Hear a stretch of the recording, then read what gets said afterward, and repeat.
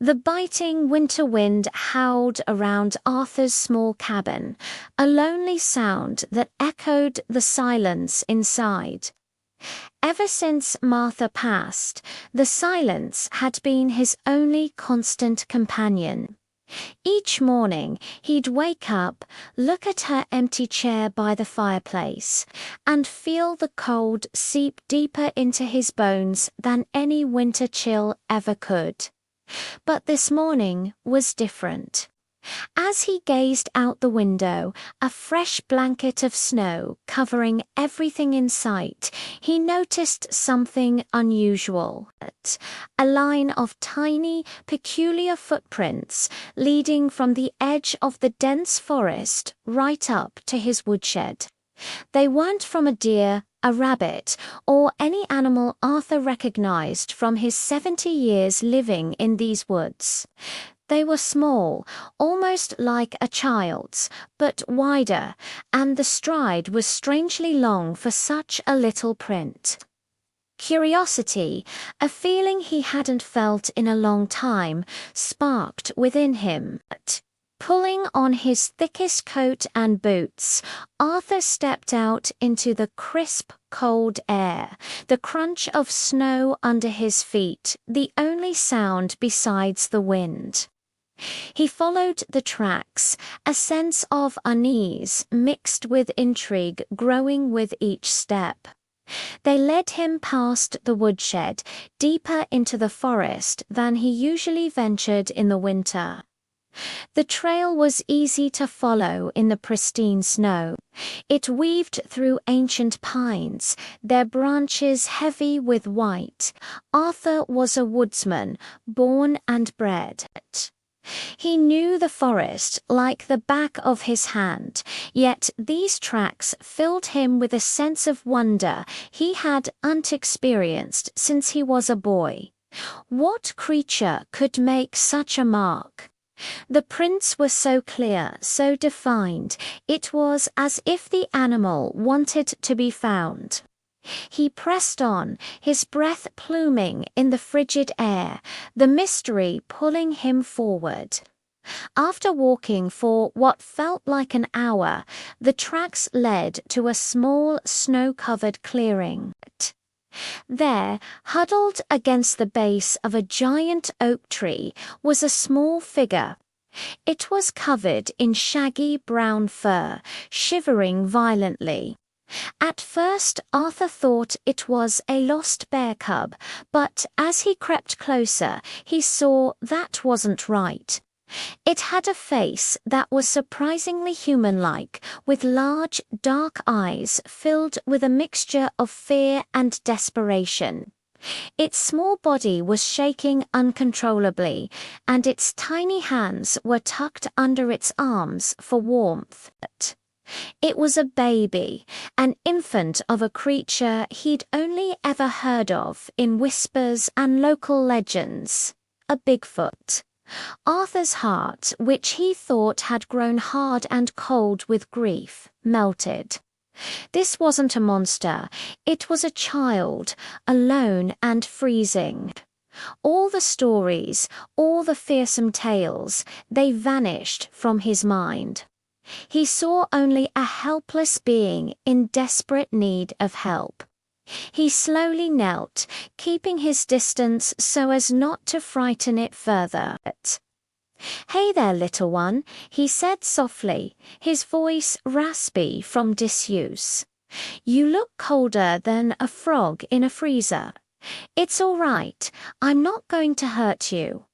The little creature looked up, its large, intelligent eyes locking onto his. It let out a soft, whimpering sound, a noise that tugged at Arthur's very soul.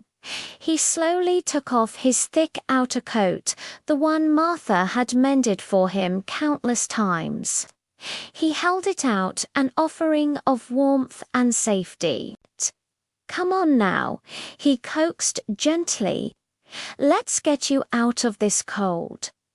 The infant watched him for a long moment, its shivering subsiding just a little. Then, hesitantly, it crawled forward, inch by inch, until it was close enough to touch the coat. With a final, trusting look, the little Bigfoot snuggled into the warm folds of the jacket. Arthur carefully wrapped it up, feeling the small body trembling against his own. He gently lifted the bundle. It was surprisingly light. Cradling the infant in his arms, he turned and began the long walk back to his cabin. The forest seemed less menacing now, the wind less piercing. He had a purpose again. He wasn't just a lonely old man anymore. He was a rescuer, a protector. Back in the warmth of the cabin, Arthur placed the little creature on the old rug in front of the crackling fireplace. He unwrapped it from the coat and watched as the warmth slowly began to work its magic. The shivering lessened, and the infant's fur started to dry, fluffing up around its small frame. He warmed some milk on the stove, just as he used to do for his farm animals, and poured it into a shallow bowl.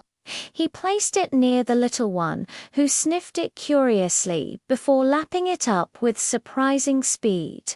For the first time in years, the cabin didn't feel empty. The silence was replaced by the soft sounds of the fire, the lapping of milk, and the gentle breathing of the small creature now sleeping soundly by the hearth. Arthur sat in his armchair, watching over his unexpected guest, a gentle smile gracing his lips. He named him Buddy. The tiny footprints in the snow hadn't just led him to a lost infant. They had led him back to life, filling the hollow parts of his heart with a warmth that had nothing to do with the fire. Days turned into weeks. Arthur and Buddy fell into a comfortable routine. Arthur would teach Buddy simple things, like how to stack firewood, and Buddy, in turn, brought laughter and joy back into the old man's life with his playful antics. The little Bigfoot was a fast learner, his intelligence shining in his expressive eyes. He'd mimic Arthur's movements, tilt his head in curiosity at the sounds from the radio, and often just sit quietly watching the old man with an unnerving understanding.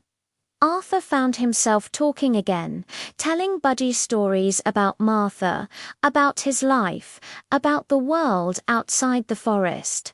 And though Buddy couldn't speak, Arthur felt he was being heard. One evening, as a spring thaw began to melt the snow, Arthur heard a sound from outside. It was a low, resonant call, echoing through the trees, a sound he'd never heard before, yet somehow knew instinctively what it was. Buddy heard it too. He stood up, his ears perked, and let out a soft, answering cry. Arthur's heart sank. He knew this day would come. He opened the cabin door, and together they looked out into the twilight. At the edge of the forest stood two massive figures, their silhouettes unmistakable against the fading light. A family had come looking for their lost child.